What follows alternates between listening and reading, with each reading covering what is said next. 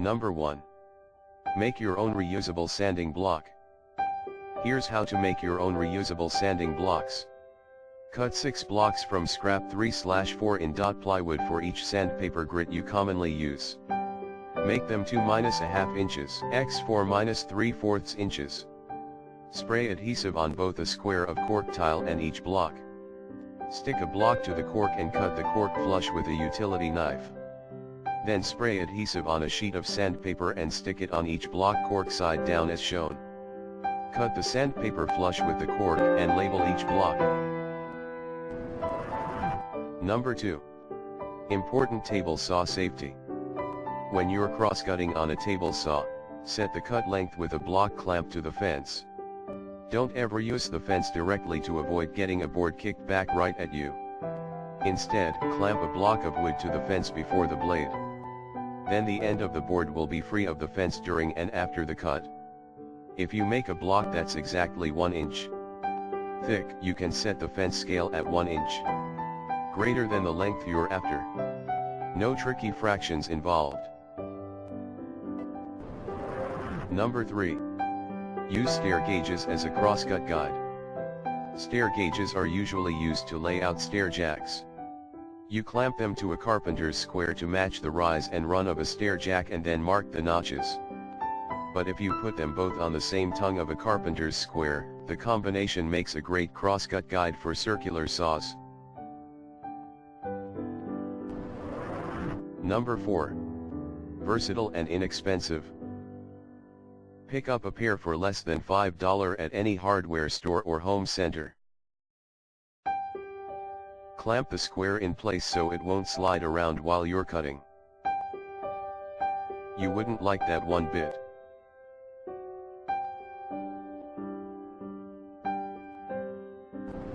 Number 5. Use tape to catch excess glue. To prevent stains caused by oozing glue along joints, clamp the pieces together without glue. Put tape on the joint, then cut along it with a sharp blade. Separate the pieces, apply the glue and clamp them together again. The glue will ooze onto the tape, not the wood.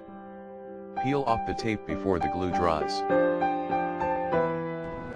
Number 6. Use a drafting square for more accuracy. When you need an accurate square in the 2 to 3 feet range, your options are limited. Drywall squares are notoriously inaccurate and cumbersome. Carpenter squares involve that nagging hassle of having to hook them onto the edge of your workpiece. If you have a drafting square lying around, drag it out to the shop, or go to an art supply store and pick one up, $5 or more. They're very accurate and you'll find yourself grabbing it nearly as often as you do the tape measure. Number 7. Hot glue holds small stuff better than clamps.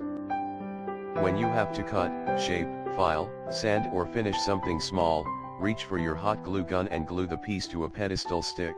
The hot glue will hold just about anything as well as or better than any clamp ever could if using a clamp is even possible. When your project is complete, try to pop it loose with a putty knife, but don't use too much force, you might tear out the wood or break the piece. Number 8. Try cold or heat to unstick it. You have two options for breaking the grip, cold and heat. First, try sticking the workpiece into the freezer for an hour or so. Frozen glue will usually give way with very little force. If that doesn't work, try a hairdryer to soften the glue. Still stuck, reach for the heat gun. But warm the piece slowly and from a distance to avoid scorching the wood or damaging the finish. Number 9. Use duct tape to mark a level spot. You've finally got your table saw on a mobile base, so it's easy to pull out and put away on the weekend. Finish the job by finding a level spot on the floor that's also convenient for sawing boards without obstruction. Mark the wheel positions with bright colored duct tape and now you can roll the saw to the same flat spot every time you saw. Number 10. Install blade so teeth face forward. Install the blade on a hacksaw so the teeth face forward. The saws are designed so the blade will cut when it's pushed, the forward stroke, rather than when pulled. Some blades have an arrow that shows the correct installation. The arrow points toward the handle. Install the blade so it's tight in the saw and won't bend.